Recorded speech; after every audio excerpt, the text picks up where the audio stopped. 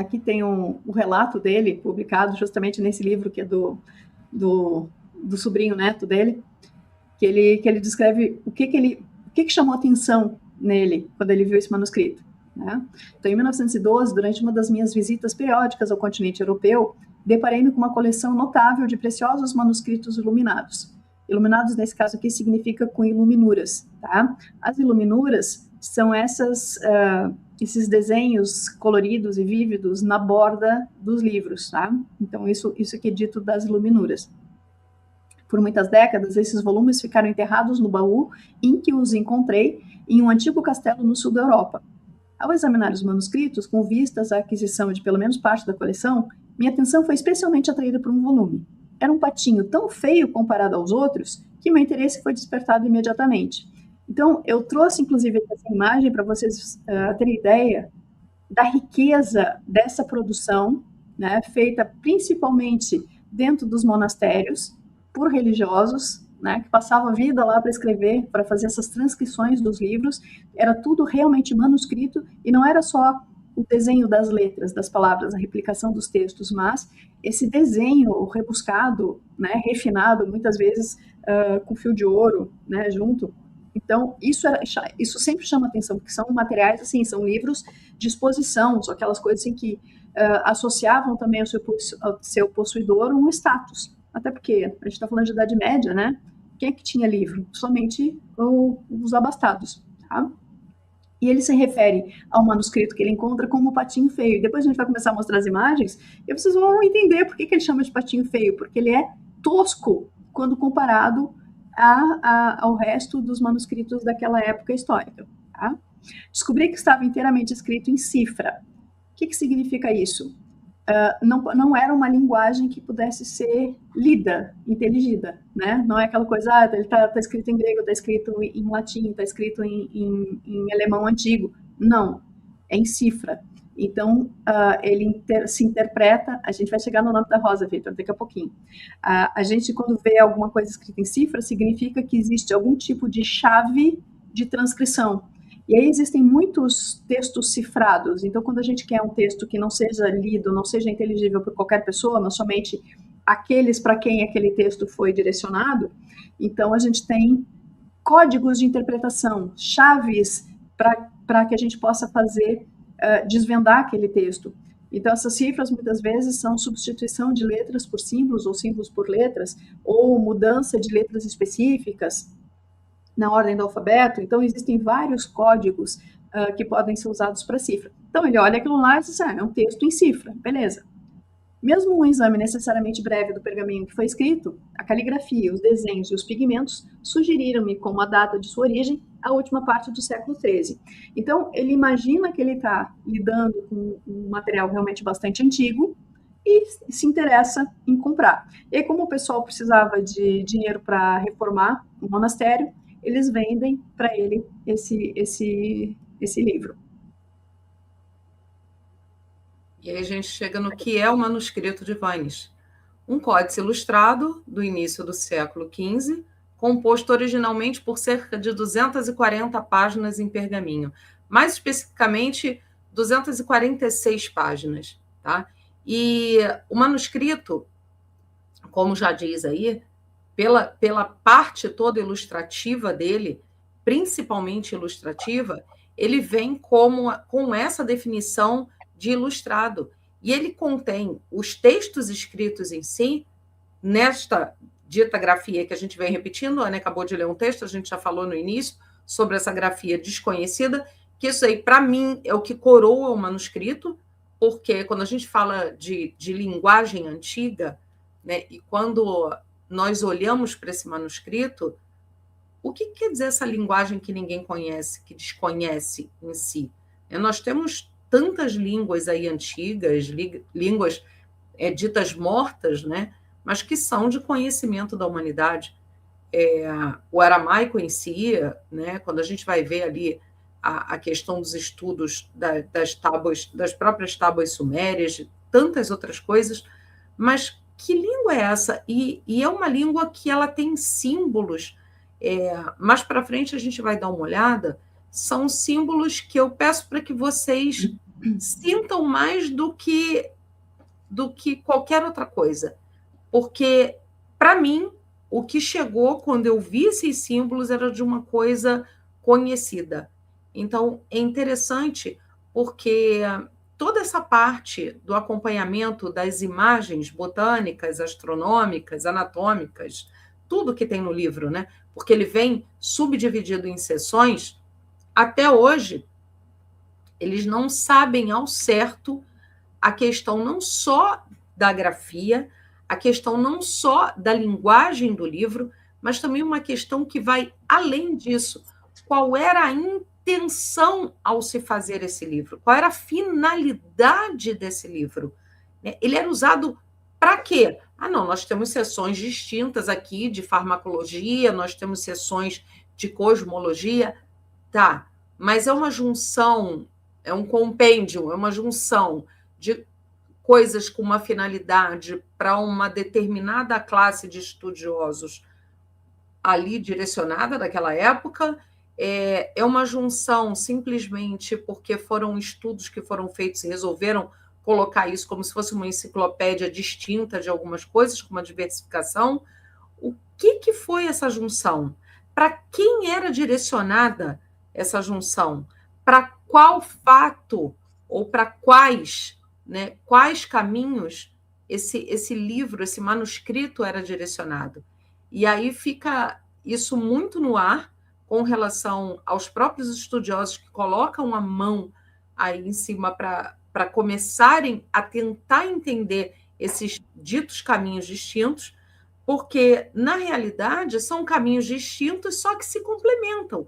Porque se nós formos olhar numa sabedoria ancestral, e nós formos falar de uma medicina integrativa, de uma alquimia, a gente sabe que todas essas vertentes precisam andar em conjunto. Então, não são coisas diferentes que teriam que estar separadas. São coisas que se complementam. Quando nós vamos falar de uma completude dentro de um estudo sagrado do todo, né? Do corpo, porque aí vai citar corpo, vai citar fitoterapia, vai citar as plantas, vai citar a astrologia, vai citar a astronomia, a cosmologia. Então, é uma junção, mas é uma junção que precisa caminhar junta numa finalidade. E de onde vai sair isso? Né? É uma das coisas que, assim, cadê? Vamos responder isso depois de uma forma, assim, no sentir. A gente sai um pouquinho desse científico. Pega daí. Olha cá. Falar um pouquinho da carta que acompanha o manuscrito. Então, quando o Voynich ele recebe esse material, esse livro, ele vê que tem uma carta de encaminhamento, digamos assim, que está dentro do livro. Tá? Então, essa carta ela é escrita por Johannes Marcus Marci. Tá? E essa carta está direcionada ao jesuíta Athanasius Kircher, que morava em Roma, era um jesuíta. E nessa carta, o Marci explicava que tinha em mãos esse livro misterioso, escrito numa caligrafia desconhecida e ricamente ilustrado com imagens de plantas, estrelas e segredos químicos arcanos. Ele tem aquele trechinho ali. Essa carta está escrita em latim, ela é datada de 1665 ou 1666, aí alguma controvérsia a respeito, tá? Mas ele tem aquele trecho, como em minha biblioteca eu tenho uma certa esfinge escrita em caracteres desconhecidos, ocupasse inutilmente o lugar. Então, assim, eu estou com esse livro aqui, ele é um mistério, é um enigma, e está aqui só ocupando espaço, né? Eu quero alguém que decifre a esfinge, em resumo. A partir das ilustrações de ervas, das quais há um grande número no códice, de diversas imagens, de astros e outras coisas que apresentam um aspecto dos arcanos alquímicos, concluo que o conjunto é de natureza medicinal. E aqui cabe um parêntese, porque nessa época a gente está falando de uma... Então, imagina, esse texto, essa carta de encaminhamento é de 1665. E esse livro já existia, já estava trocando de mãos há pelo menos 200 anos. Então, que tivesse lá 100 anos de idade. Tá? A gente está falando de Idade Média. Era muito comum nessa época esses herbários, né? Herbáriums.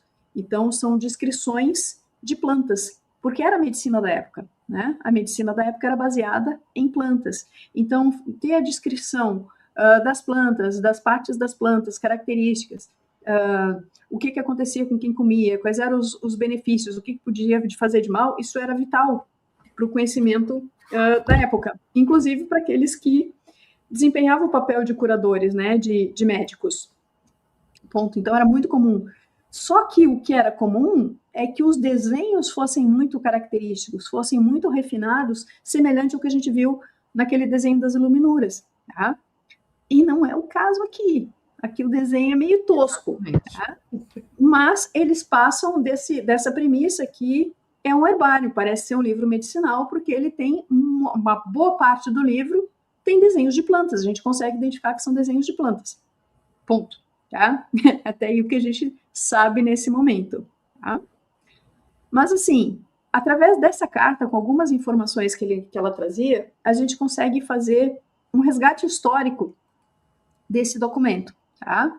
Então, o que se sabe pela história que o Marty faz para o Kircher, ele diz que esse livro originalmente pertencia à biblioteca do imperador Rodolfo II, da corte de Habsburgo, localizado nessa época em Praga. Tá? A gente está aqui na região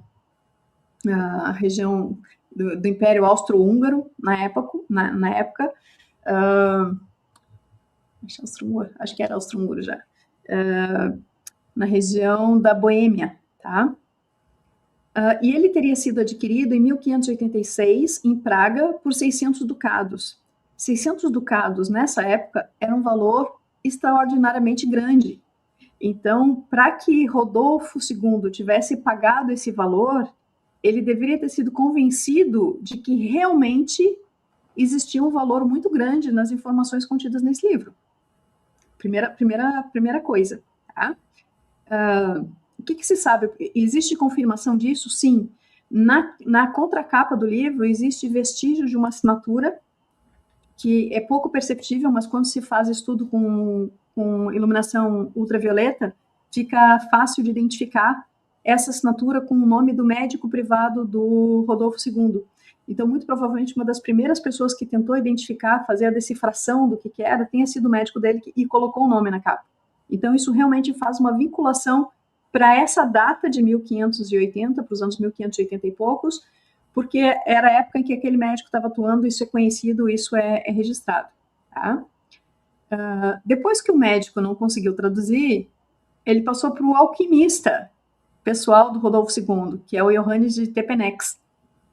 E aqui cabe uma outra observação. Né? O alquimista era de confiança do Rodolfo II. O Rodolfo II era bastante conhecido pelo interesse que ele tinha em tudo que representava essas ciências ocultas, né? Tudo que era extraordinário. Então, quando a gente está falando aqui os princípios alquímicos, a gente está falando do que viria a se tornar depois a química, aquilo que a gente chama de química hoje como ciência, mas muito vinculado com a descoberta da pedra filosofal, capaz de garantir a transmutação do chumbo em ouro, garantir a vida eterna, esse tipo de coisa. Tá? Então, é muito associado a esses conhecimentos herméticos, né? Secretos também. E o imperador Rodolfo II tinha um grande interesse nessas temáticas, e talvez por isso ele tenha pagado 600 ducados pelo livro, ainda que não conseguisse saber o que tinha lá. Tá? Bom, o Johannes Marcus Marci, na época era reitor da Universidade de Praga, ele herda esse manuscrito de um outro alquimista chamado Georg Baresch. Tá? E também existem registros desse pertencimento. O próprio Marci, na hora que ele faz a carta encaminhando o manuscrito para o Kirch, ele diz como é que o livro chegou na mão dele. Então, a gente tem uma lacuna de como é que o Baresch recebeu esse manuscrito. Muito provavelmente tenha sido o alquimista Tepenek que passou para ele, de alquimista para alquimista.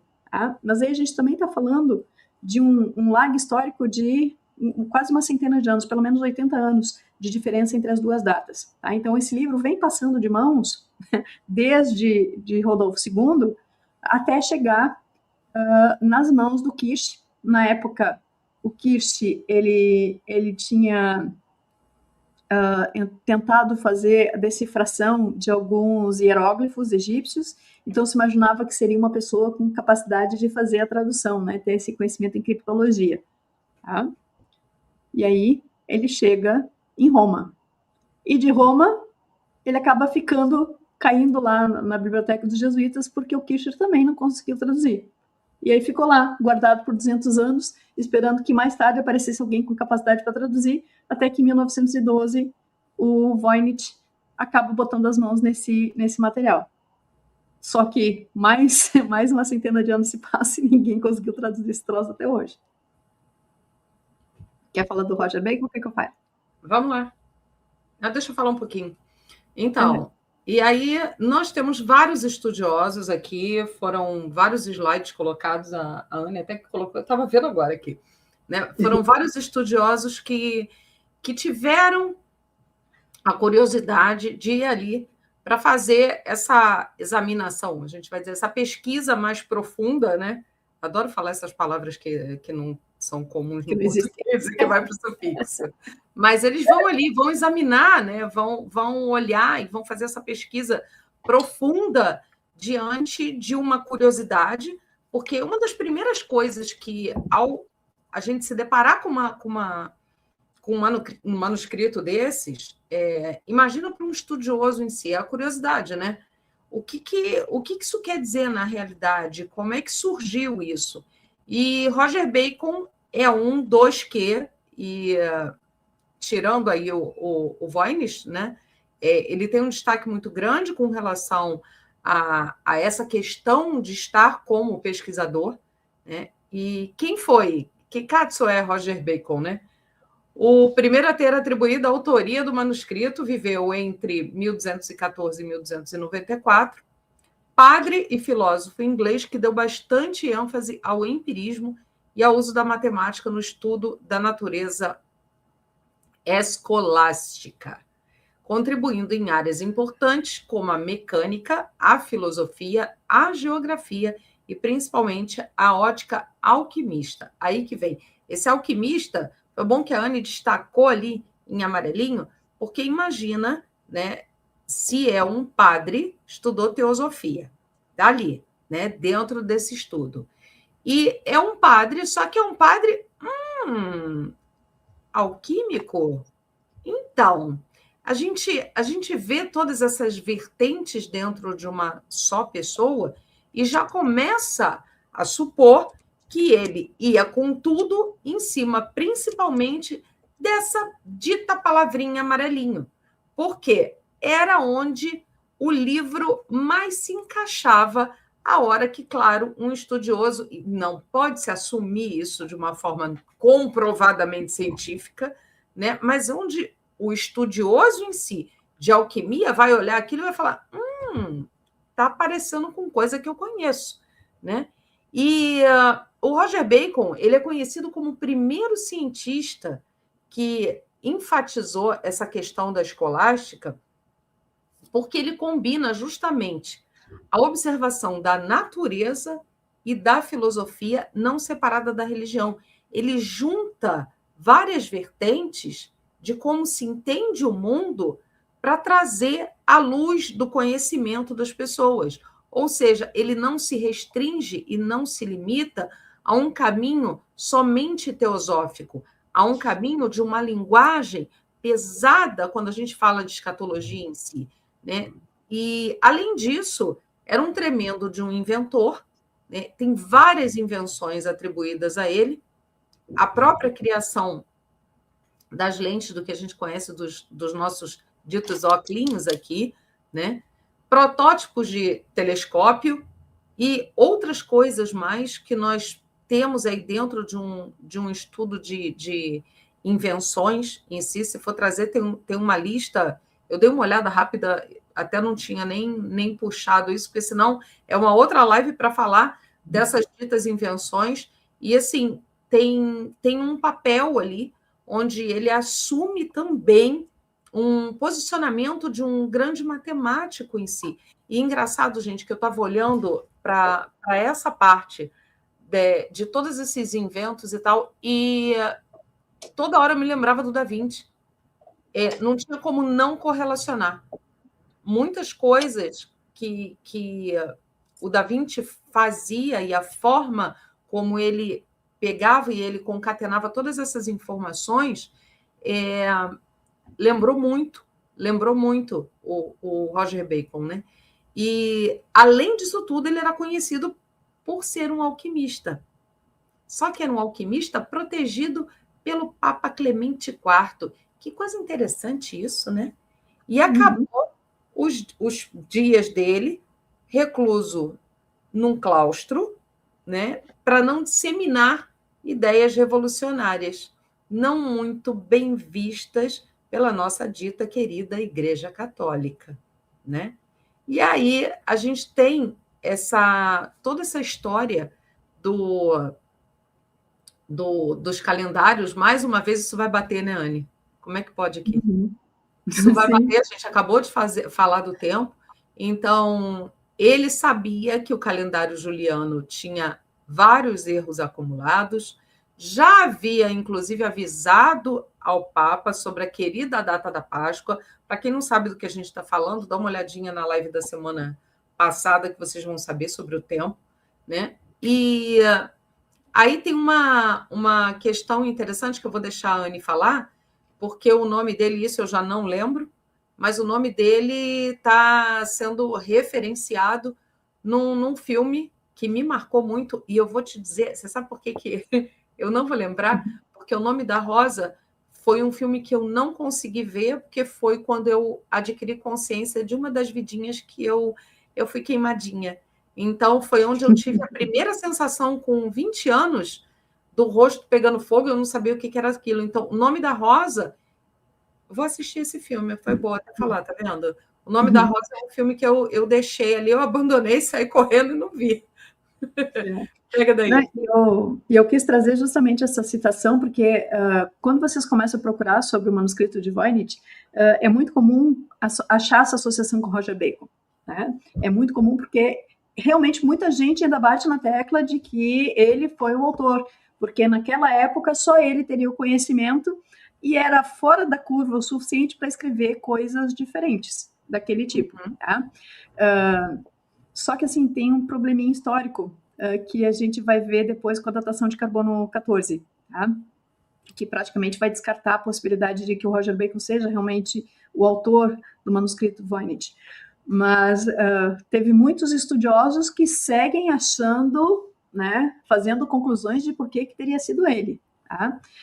Essa parte das lentes, assim, ele conseguia usar lente para acender uma vela. Ele fazia coisas que em 1200 alguma coisa parecia bruxaria. Tá? E por isso ele não era visto com muitos bons olhos. Ele era revolucionário demais para a época em que ele vivia. Por isso que depois que o Clemente IV morreu, inclusive ele chega a mandar uma carta para o Clemente IV avisando da data do calendário. E é que assim, a gente está falando na época da Inquisição, né? Por muito menos o povo ia para a fogueira. E como ele era meio que protegido do Clemente IV, ninguém entende muito bem qual era a relação ali. Eles pareciam ter sido realmente amigos pessoais. Então ele não deixa como tá, fica pensando, mas parece que não levou a história adiante, e pouco tempo depois ele morreu. E depois entra o Gregório, e aí ele vai acabar ficando no claustro. Aí os ensinamentos do Roger Bacon já não tem mais como se disseminar muito. Mas ele marca essa história, né? Ele tem essa linguagem da matemática como sendo uma linguagem simbólica, sagrada, uma representação do divino, né? Ele já traz isso, né, da linguagem universal. E por ter sido considerado essa coisa, o primeiro cientista, ele está lá, trazendo o método científico, como a gente conhece hoje, ele foi o precursor, numa época totalmente fora do que seria esperado, né, numa época em que o comando religioso era o que valia. Então, ele realmente foi alguém muito revolucionário e acabou servindo de inspiração para o personagem central do Nome da Rosa, né, que é o monge Bernardo, eu acho, né, que é o que faz a investigação toda, que tem esses recursos científicos, né, que pareciam bruxaria para a época em que se passa a história. Inclusive, o Roger Bacon é citado no filme. Ele é citado numa conversa justamente como uma referência ao personagem.